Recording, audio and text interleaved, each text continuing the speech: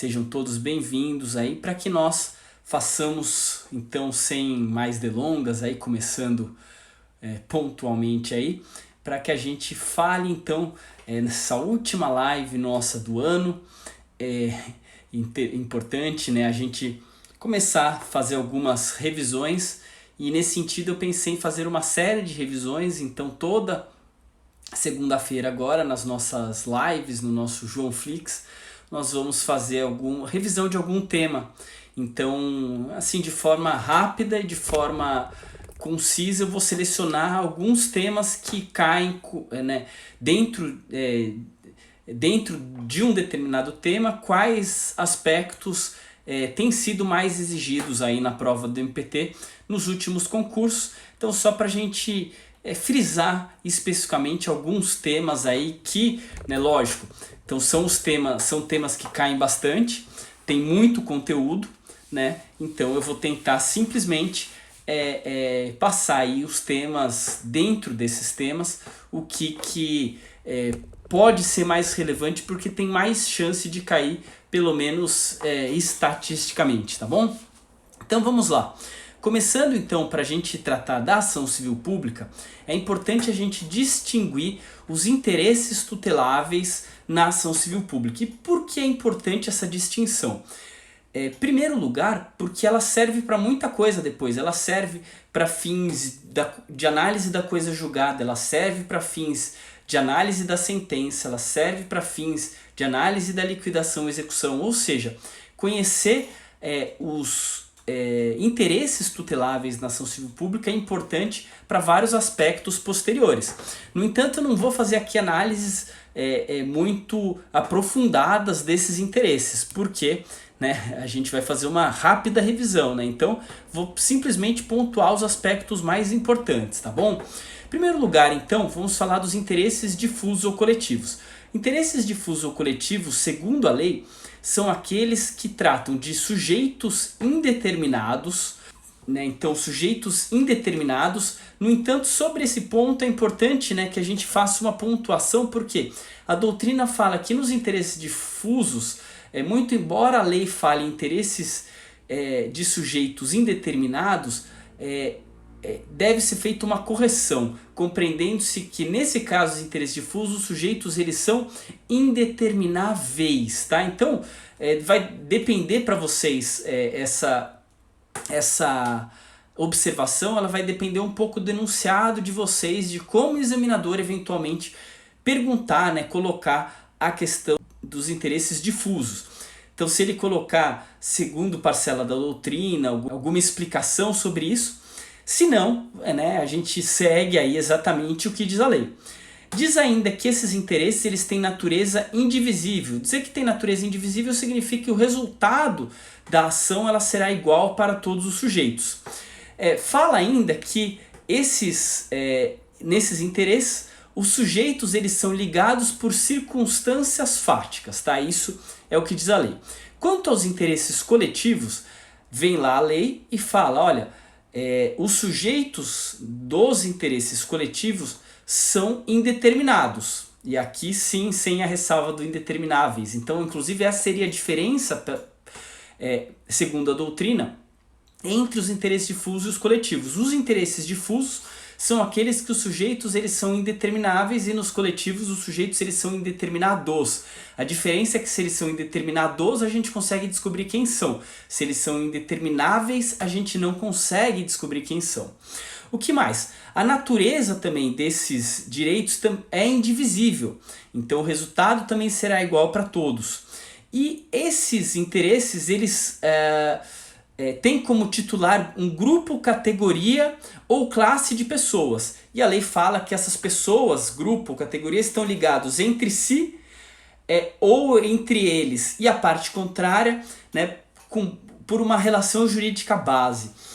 No nosso caso, né, trabalhista, pensando assim, relação entre empregado e empregador, nós temos sempre uma relação entre o grupo de trabalhadores e o empregador, então, e a parte contrária, né, na relação jurídica e entre eles, tá?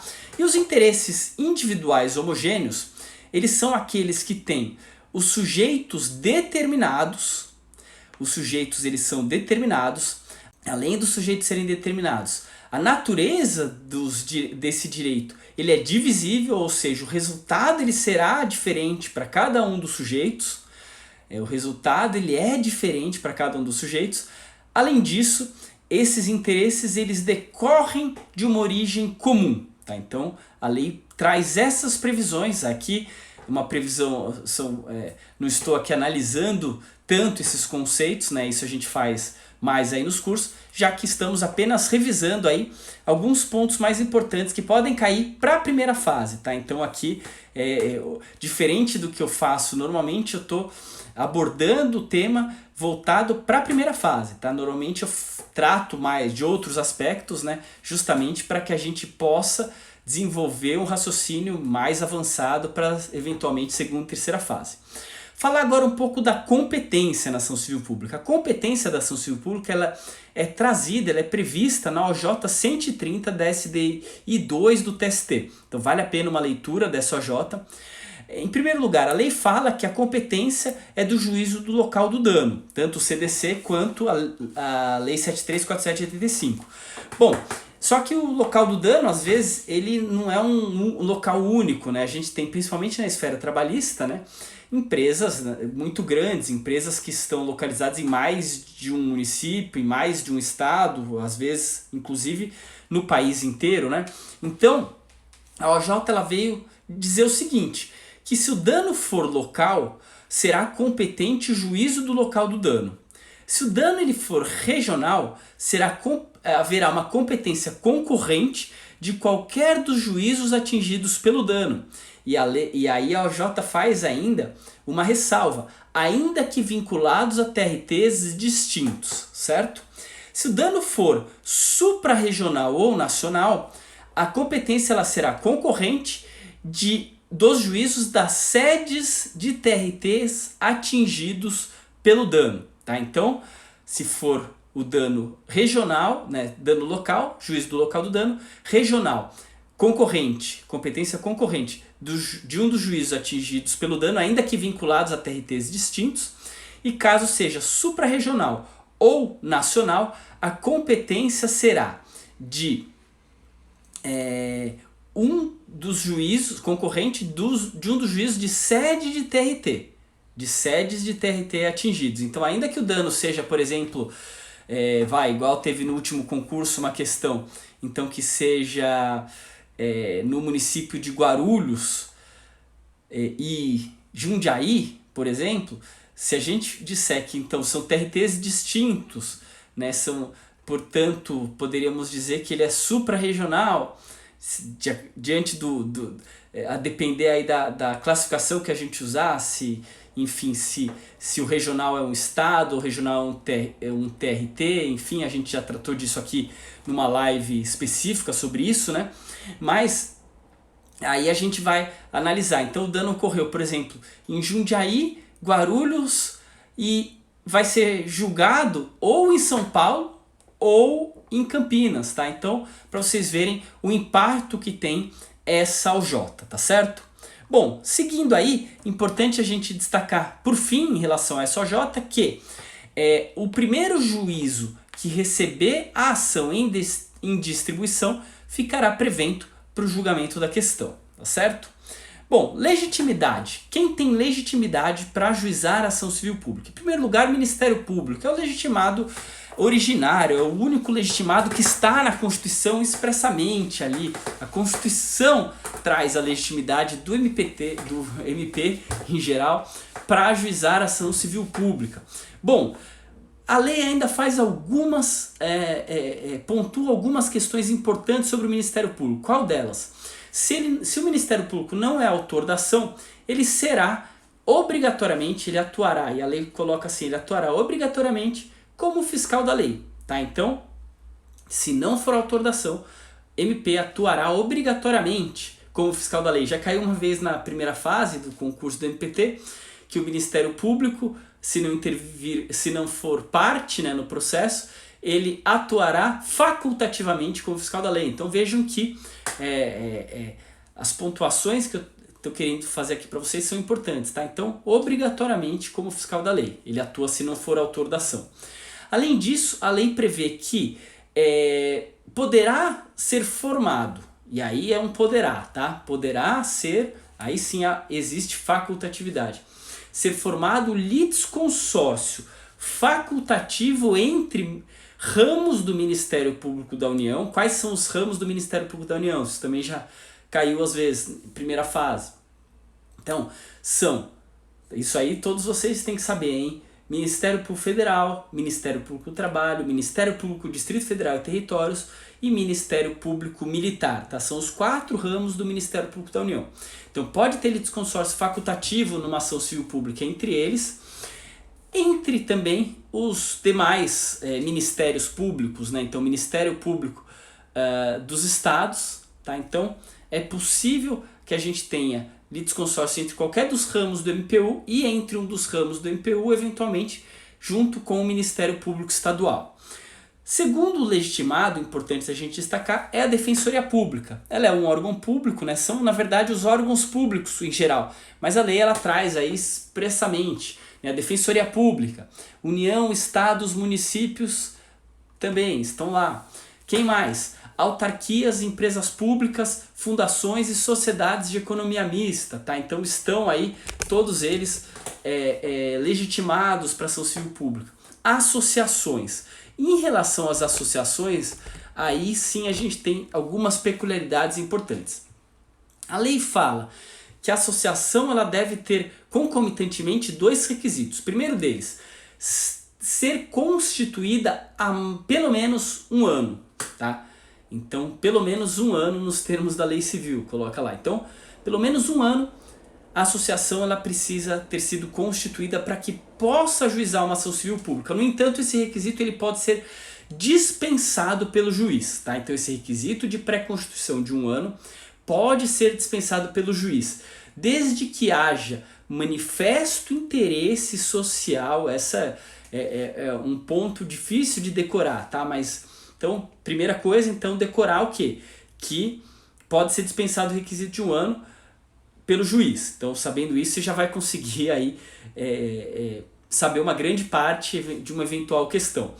Mas quando? Quando haja manifesto interesse social evidenciado pela dimensão ou pela característica do dano. Então, evidenciado pela dimensão ou pela característica do dano, ou pela relevância do bem jurídico a ser protegido, tá? Então, é possível que seja dispensado esse requisito de 1 ano.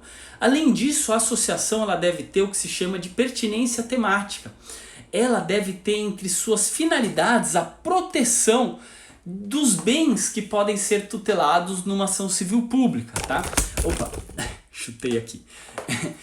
Dos bens que podem ser tutelados pela ação civil pública. Então, e aí a lei fala ali, né, são os bens, na verdade, eles são colocados aqui de forma exemplificativa, já que qualquer interesse transindividual pode ser tutelado na ação civil pública. No entanto, a lei ela fala lá patrimônio público, social, meio ambiente, consumidor, ordem econômica, livre concorrência, direitos de grupos raciais. Aqui é importante, tá? A lei de ação civil pública ela foi alterada, né? Já nem é tão recentemente, mas para incluir expressamente a tutela de direitos de grupos raciais, étnicos ou religiosos como objeto específico, tá? Como objeto em destaque na lei de ação civil pública. Então é importante saber, tá? A defesa de direitos de grupos raciais, étnicos e religiosos, tá? Então a associação ela precisa ter pertinência temática. Além disso, a lei prevê, né, que o poder público, as associações legitimadas, elas podem ser litisconsortes de uns os outros, tá? Então, qualquer legitimado pode ingressar na ação civil pública como litisconsorte daquele que é o autor da ação. É importante também a gente destacar que o sindicato, apesar de não previsto expressamente na lei de ação civil pública, tem legitimidade para ajuizamento da ACP. Por quê? Primeiro porque ele tem natureza associativa, mas além disso ele tem a previsão constitucional, a legitimidade constitucional para tutela de qualquer direito ou interesse da categoria. Então, se ele pode tutelar qualquer interesse, direito da categoria, ele pode mover ação civil pública para a tutela desses interesses. E assim já decidiu o Supremo, tá? Então o Supremo, o STF, já decidiu que o sindicato tem legitimidade ampla para ação civil pública, tá? Então, importante a gente destacar isso também. O que mais sobre os legitimados? Num caso de desistência infundada ou abandono da ação civil pública, então vejam lá, desistência infundada ou abandono. Então desistiu sem fundamentar, né, digamos um sindicato, uma associação ou qualquer órgão, ou abandono da ação, você simplesmente deixa de tomar atos necessários para o prosseguimento daquela ação, o Ministério Público ou outro legitimado assumirá a titularidade ativa. Então, o que a doutrina explica é que o Ministério Público tem o dever de assumir, tá, o polo ativo. Apesar da lei dizer lá que o Ministério Público ou outro legitimado assumirá. O Ministério Público ele tem o dever, porque ele é o legitimado natural aí da ação civil pública. Já os demais eles podem eventualmente também assumir o polo ativo da ação. Tá? Então isso é o que é importante a gente destacar sobre os legitimados. Algo importante da gente tratar quando a gente fala dos legitimados é uma questão que gera um tanto de confusão. Esses são os legitimados para ação civil pública. E no que eles se diferenciam da legitimidade para o inquérito civil e para o termo de ajuste de conduta? Então veja, esses que eu disse são os legitimados para ação civil pública. Esse a gente tem que pensar aqui numa escada decrescente, tá? Então de legitimados. Então em primeiro lugar a gente tem aqui esse rol grande, amplo de legitimados, tá? Para ação civil pública. Para o termo de ajuste de conduta, esse rol de legitimados ele diminui. Então o rol que ele era aí de órgãos públicos, MP, associações e sindicatos, ele se restringe a MP, no caso do TAC, MP e órgãos públicos. Então somente para TAC, somente tem legitimidade MP e órgãos públicos. Já para o inquérito civil, somente o MP tem legitimidade. Então, no caso do inquérito civil, esse é um instrumento exclusivo do Ministério Público, não tem legitimidade de qualquer outro ente para instaurar, não existe legitimidade de qualquer outro ente para instaurar inquérito civil, tá bom? Tudo bem até aqui, pessoal? Vamos continuando aí então. Importante também que quando a gente fala aí da lei de ação civil pública, eu peguei aqui, né, fui vendo aí os pontos mais importantes da lei para a gente tratar, e aí é importante a gente falar também dos pedidos, tá? Por quê? Tem um ponto específico aí que a lei coloca, né? O que pode ser tutelado, pode ser pedido pelo legitimado na ação civil pública. E a lei fala que a ação civil pública ela pode ter por objeto a condenação em dinheiro ou cumprimento de obrigação de fazer e não fazer. Isso é importante demais para o MPT, porque a gente trabalha com isso no nosso dia a dia, tanto nos TACs, né, porque o TAC substitui a ACP, quanto nas obrigações dos nossos pedidos da ação civil pública. Então, vejam, a gente pode pedir, requerer a condenação em dinheiro. Normalmente, nesse caso, no MPT, a gente pede em dinheiro o dano moral coletivo, então uma indenização pelo dano moral coletivo. Ou então, obrigações de fazer e não fazer. Por exemplo, abster-se de prorrogar a jornada normal de trabalho além do limite legal de 2 horas diárias. Obrigação de não fazer. Obrigação de fazer, fornecer água potável aos trabalhadores, entendeu? Então, esse é o objeto. A lei ela fala ali, então, condenação em dinheiro ou cumprimento de obrigação de fazer e não fazer. Existe aí tese de defesa que a gente só poderia requerer uma ou outra obrigação, ou a condenação em dinheiro ou a obrigação de fazer e não fazer, ou seja, a gente teria que ajuizar mais de uma ação, não poderia ser tudo pedido numa ação só.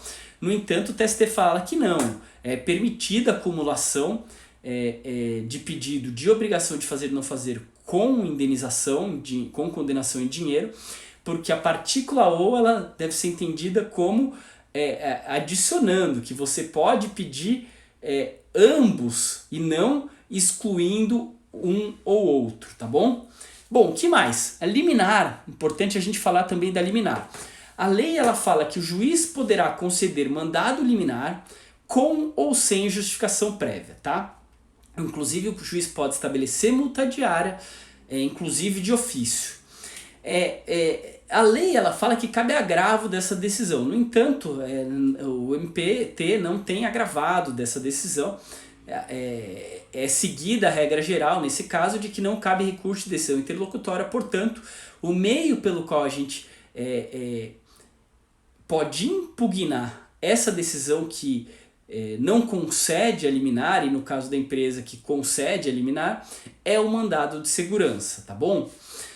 Bom, é importante a gente destacar, né, que o juiz ele concede a liminar, então, e a lei fala que a multa cominada liminarmente, então vejam só a redação legal, para que vocês, ela pode parecer que é difícil se a gente não tiver lido isso ainda, da gente compreender bem e entender tudo o que ela significa. Então veja, a lei fala que a multa cominada liminarmente só será exigível do réu após o trânsito em julgado da decisão favorável ao autor, mas será devida desde o dia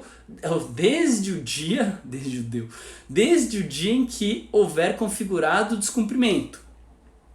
Então, pela lei, e isso prevaleceu aí em vários processos judiciais por bastante tempo, a multa fixada liminarmente, então ela vai ser devida desde o momento que ela foi fixada, só que ela só será exigível no caso do trânsito em julgado da decisão que for favorável ao autor. Então a decisão ela manteve, né, esses termos da liminar, e aí, portanto, a multa da liminar será exigível, certo? Isso é o que diz a lei. A lei de ação civil pública. No entanto, esse requisito do trânsito em julgado para fins de execução da multa na liminar de ação civil pública não está no CDC, está só na lei de ação civil pública. E recentemente o TST tem adotado o entendimento de que é possível a execução mesmo antes do trânsito em julgado. No entanto, o valor ele vai ficar lá resguardado, não vai ser disponibilizado, né, ao autor, no caso como o autor é coletivo, não será remetido ao fundo público previsto em lei. Tá? Então, os atos de execução eles podem ser tomados antes do trânsito em julgado, no entanto, a satisfação do crédito será após o trânsito em julgado. Isso decidiu o TST por inteligência do CDC, dizendo que o CDC não traz esse requisito, portanto, é possível que sejam tomados atos de execução, mas a execução não se finaliza com a satisfação do crédito, tá bom? Aguardando-se só o trânsito em julgado somente para a destinação dos recursos que já estarão lá garantidos, tá certo? Bom, importante a gente tratar também da ação civil pública, da sentença. Quanto à sentença, a lei fala que na ação que tenha por objeto a obrigação de fazer e não fazer, o juiz determinará a prestação da atividade devida, ou seja, uma obrigação de fazer, ou a cessação da atividade nociva, né? Então uma abstenção, uma obrigação de não fazer, sob pena de execução específica, ou seja, o juiz pode determinar que sejam tomadas medidas executórias contra aquele que toma medidas nocivas, e a gente tem vários exemplos disso. Por exemplo, quando o juiz manda lacrar uma máquina que está em situação irregular e pode gerar risco de acidente grave e iminente a um trabalhador. Um caso em que, por vezes, o juiz pode determinar, se a empresa descumpre a decisão, ele pode determinar que que tenha administração judicial na empresa para que a obrigação seja cumprida, enfim. Então, ele pode tomar medida, exercer a execução específica ou cominação de multa diária, tá? Então pode ser execução específica ou cominação de multa diária, e a lei fala se esta for suficiente ou compatível, tá? E fala inclusive, novamente, como fala na liminar, independentemente de requerimento do autor. Então o juiz ele pode conceder multa de ofício, tá? Na ação civil pública. Que mais? Na ação que versa sobre interesse individual homogêneo, então por isso a necessidade de a gente ter começado distinguindo os interesses, na ação que versa sobre interesse individual homogêneo, somente nessa ação que a lei traz essa especificidade, no caso de procedência da ação, a condenação ela será genérica, fixando a responsabilidade do réu pelos danos. Por que o CDC fala que a condenação no interesse individual homogêneo será genérica? Por quê? Porque lá quando a gente falou no começo, a natureza dos interesses ela é divisível no caso dos interesses individuais homogêneos. Se a natureza ela é divisível, o resultado do processo, ao final, será diferente para cada um dos indivíduos. Então, digamos que o juiz deu um interesse individual homogêneo que eu posso tutelar seria o seguinte: pagamento de horas extras. Então, eu vou lá e peço, olha, que a empresa pague as horas extras devidas para os empregados, né, dentro do prazo prescricional. Então, esse é um pedido. Por que ele é individual homogêneo? Porque o resultado vai ser diferente para cada um. Digamos que eu fiz 10 horas extras no mês e meu salário era de R$1.000. A Ana Carolina, aí, que eu estou vendo aqui o nome agora, ela fez 50 horas extras no mês e o salário dela era de R$2.000.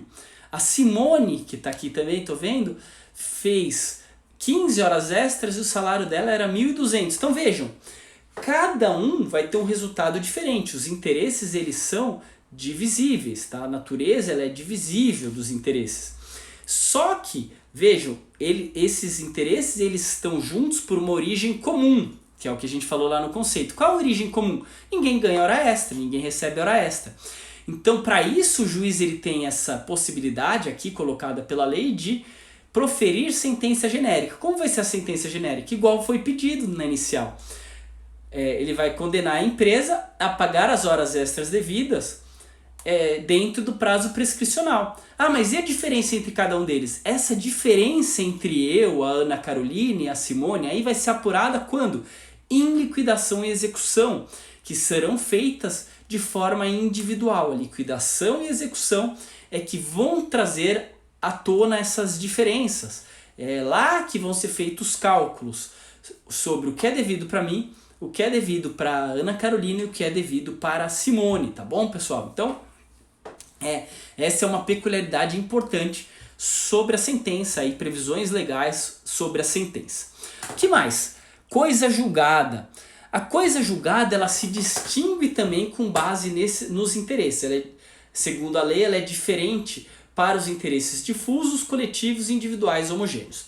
Sobre os interesses difusos e coletivos, a única diferença que a lei traz, na verdade, é uma denominação. Ela fala que interesses difusos, a coisa julgada ela é erga omnes. Interesses coletivos, a coisa julgada ela é ultra partes. Tá? Fora isso, não tem diferença nenhuma. E o que isso significa também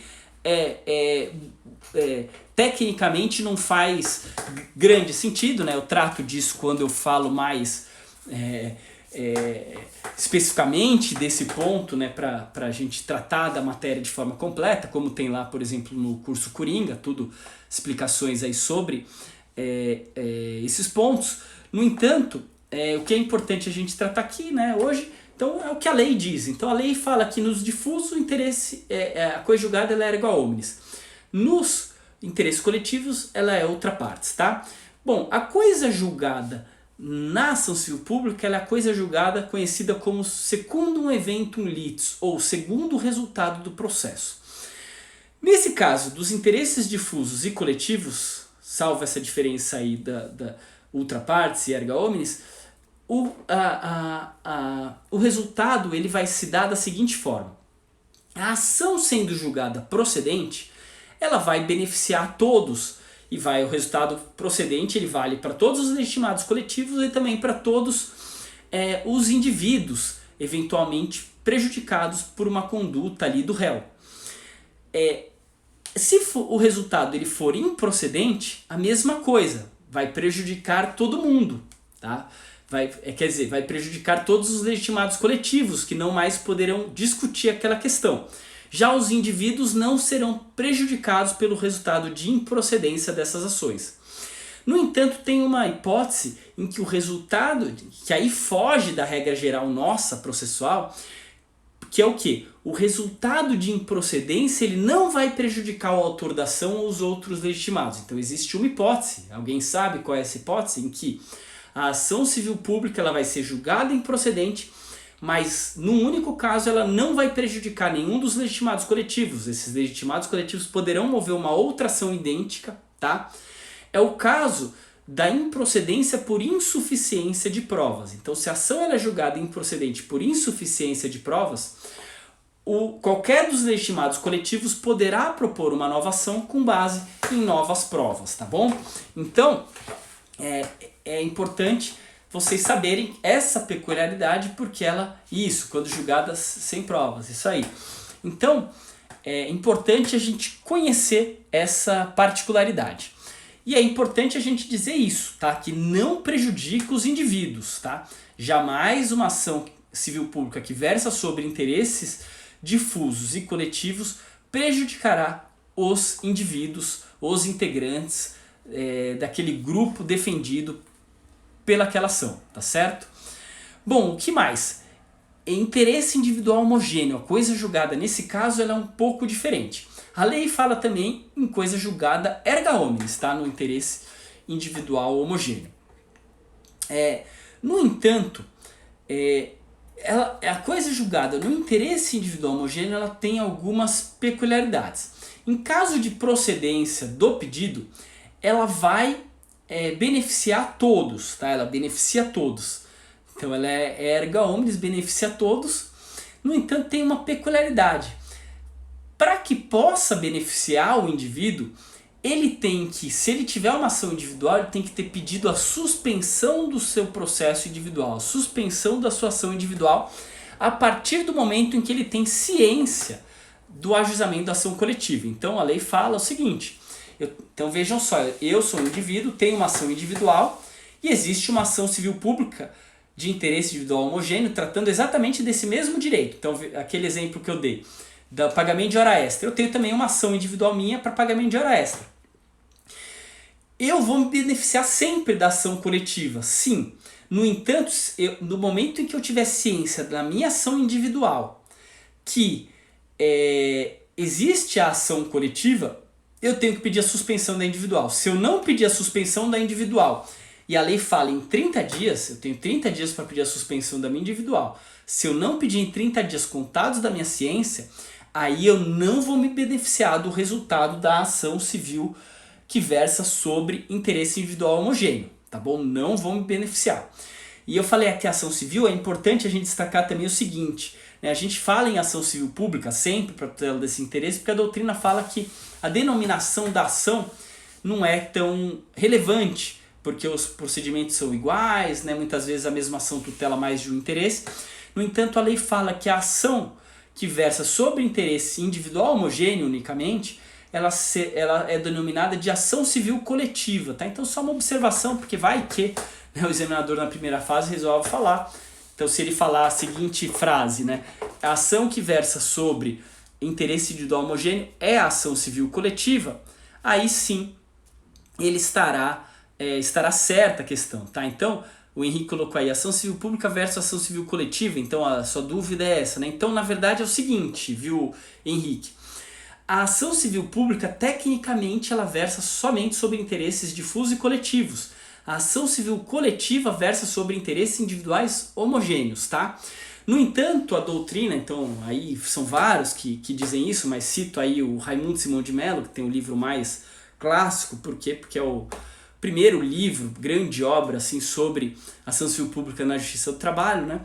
E ele fala, olha, essa denominação ela é irrelevante, então, né? E a prova do MPT ela nunca considerou relevante essa distinção, tanto que na prova prática, muitas vezes, a ação ela versa também sobre interesse individual homogêneo e ela vem como nome da ação ali, a denominação ação civil pública, tá? Mas a diferença técnica é essa, que a ação civil coletiva versa sobre interesse individual homogêneo, tá bom?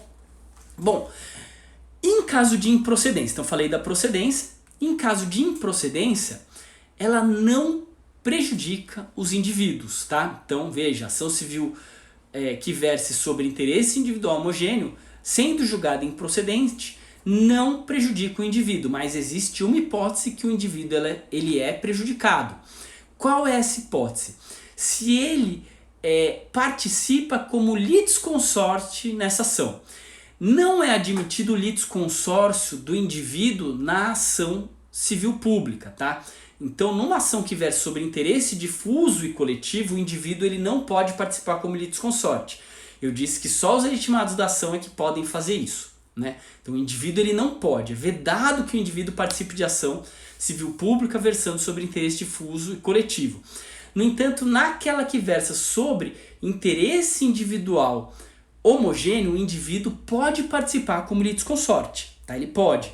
Só que nesse caso, se ele participa, ele é prejudicado pelo resultado de improcedência. Então ele só será prejudicado pela improcedência quando ele participa aí como litisconsorte, tá bom? Então é isso aí, tá certo? Bom, seguindo então, já falei, eu tinha anotado aqui como próximo ponto falar sobre a litispendência. Não falei ainda. Litispendência. A ação civil pública, as ações coletivas, na verdade, elas não induzem litispendência para ação individual, tá? Então a ação individual ela pode continuar seguindo e, como eu disse, a única exigência é que o indivíduo, se tem uma ação que versa exatamente sobre a mesma coisa, né, no caso de um interesse individual homogêneo, ele tem que pedir a suspensão da sua ação. Se ele não pedir a suspensão, ele só terá o resultado da individual, não poderá eventualmente se beneficiar pelo resultado da coletiva, tá certo?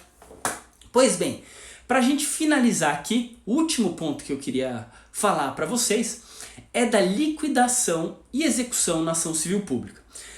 Novamente, vamos distinguir interesses difusos e coletivos dos individuais homogêneos, começar falando pelos difusos e coletivos. Os interesses difusos e coletivos, eles têm sua execução sob a incumbência do autor da ação. Então a regra, o autor da ação.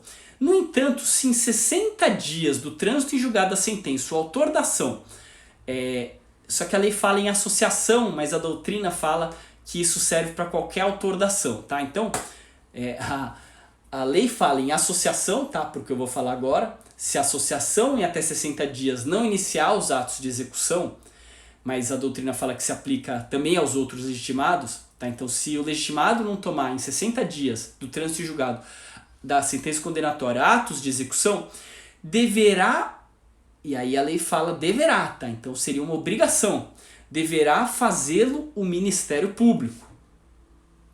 Deverá fazê-lo o Ministério Público, facultada a mesma iniciativa aos demais legitimados. Então veja, então o exemplo aqui que a própria lei traz, né, que é o caso da associação. Então uma associação, vem lá, digamos, a Associação dos Trabalhadores contaminados por amianto, sei lá, então uma associação. Ela vem lá e ajuiza a ação, obtém a condenação, só que em 60 dias do trânsito de julgado ela não inicia a execução. Se ela não iniciou, o Ministério Público, que está lá como fiscal da lei, obrigatoriamente, né, ele tem que iniciar essa execução. Ele inicia essa execução. Mas, no entanto, digamos que o Ministério Público não iniciou ainda essa execução, essa iniciativa ela também é facultada a qualquer outro legitimado. Então, digamos, o sindicato poderia iniciar, a defensoria, órgãos públicos, União, Estado, município, enfim, tá? Só importante, então, a gente pontuar essa questão. Sobre o individual homogêneo, o que a gente deve falar sobre a liquidação e execução? No individual homogêneo, a regra já é diferente. A lei ela fala que a liquidação e execução elas podem ser iniciadas pelas vítimas, né, no nosso caso, trabalhador, ou seus sucessores. Então, sempre a regra é vítima ou seus sucessores. Só que a lei fala, assim como os legitimados coletivos. Então ela coloca em pé de igualdade vítimas, sucessores, né, ou sucessores, e os legitimados coletivos. No entanto, a doutrina fala que os legitimados coletivos eles teriam aí uma atuação subsidiária, nesse caso, sucessiva, tá? Então a preferência seria dos indivíduos, no entanto, é possível também que a execução seja feita pelos legitimados coletivos, tá? E aí a lei fala, decorrido o prazo de 1 ano, sem habilitação de interessados em número compatível com a extensão da lesão, com a gravidade do dano. Então veja, é um dano que potencialmente ele é muito grave, atingiu aí, sei lá, 100 pessoas, vai. E aí a gente teve habilitação de execução, liquidação ali de 2 pessoas. Então foi um número não compatível com a gravidade da lesão. Nesse caso, a lei fala que poderão os legitimados coletivos promover a liquidação e execução da indenização devida, tá? Então, nesse caso, os legitimados coletivos, promover a liquidação e execução. Só que nesse caso, a liquidação e execução é diferenciada, né? Ela é por arbitramento, o juiz vai arbitrar um valor de indenização que seja aí compatível com essa gravidade, tá? Então, a gente não tem como obrigar os indivíduos a irem lá, liquidar, executar e receberem os valores, mas a gente pode, então, promover essa liquidação, né, se em um ano não tiverem habilitações em valor suficiente, tá? Nesse caso, então, o valor ele não será destinado aos indivíduos, mas sim ao fundo público previsto em lei. Importante a gente, para finalizar, dizer o seguinte, que no caso do interesse individual homogêneo, o valor, ele, em regra, então, vai para o próprio trabalhador, é um direito individual. Salvo nesse caso em que o legitimado coletivo executa porque não tiveram habilitados em número compatível com a gravidade da lesão. Agora, então nesse último caso, e também no caso de difusos e coletivos, se houver condenação em dinheiro, a lei prevê que essa condenação em dinheiro será destinada a um fundo público. Esse fundo público, como o Caio falou aqui, é um fluid recovery, ou seja, o fundo público ele tem como finalidade a reparação do bem lesado. Tá? Então, é um fundo público que a lei fala para a reconstituição do bem lesado, que seja então fundo público, pode ser federal, estadual, municipal, que tenha como finalidade a reconstituição do bem lesado e participação do MP e de integrantes da sociedade. Tá? Então, isso é o que prevê a lei. Né? Não vou falar aqui do nosso problema trabalhista, que a gente não tem esse fundo público específico, né? Mas é o que prevê a lei de ação civil pública. Lembrando que, né, por fim aí, não sei se estará em vigor ou não ainda, não sei se vai ter modificação disso ou não, enfim, mas a MP 905 ela fala que no caso da ação civil pública movida pelo Ministério Público do Trabalho, os valores decorrentes de acordos então vejam, não de condenações em ação, mas decorrentes de acordo ou termos de ajuste de conduta, então que seriam aí formas, né, de composição consensual, a destinação de valores deve ser para um fundo que será criado, né, para sustentar um programa de reabilitação profissional de trabalhadores acidentados, tá bom? Mas a condenação em ação civil pública continua aí seguindo essa regra da Lei de Ação Civil Pública, tá certo? Pessoal, então era isso, né? Eu avisei, a gente vai ter então uma série de revisões para a primeira fase, essa foi a primeira delas, sobre ação civil pública, espero que tenha sido proveitoso, depois me mandem um direct para dizer o que vocês acharam, se a gente continua aí dessa forma, tá? A minha ideia é fazer essa série de lives de revisão, tá? Para a primeira fase. Então, cada semana um tema diferente para a gente pontuar alguns pontos que certamente cairão na prova de vocês. Então, eu tenho certeza que vocês que tiverem assistido tudo aí, alguma coisa vai cair na primeira fase de vocês, muito possivelmente mais do que alguma coisa, porque a ação civil pública ela é uma questão que costuma cair, um tema que costuma cair ali pelo menos de 3 a 5, em 3 a 5 questões, às vezes a questão não é só desse tema, mas ela cai aí em várias questões, tá? Então é um tema de bastante incidência, tá bom, pessoal? Obrigado aí pelo feedback aí de quem já mandou aí, tá, pessoal? Obrigado mesmo. E a gente vai conversando. Então, bom final de ano, bom ano novo para vocês. Ano que vem, então, é o ano da aprovação. Vocês que estão aí, então, eu vou rogar essa praga para vocês, que ano que vem é o ano da aprovação de vocês, tá bom? Então, é isso aí. Um grande abraço a todos e até semana que vem para mais uma série de revisões. Até mais.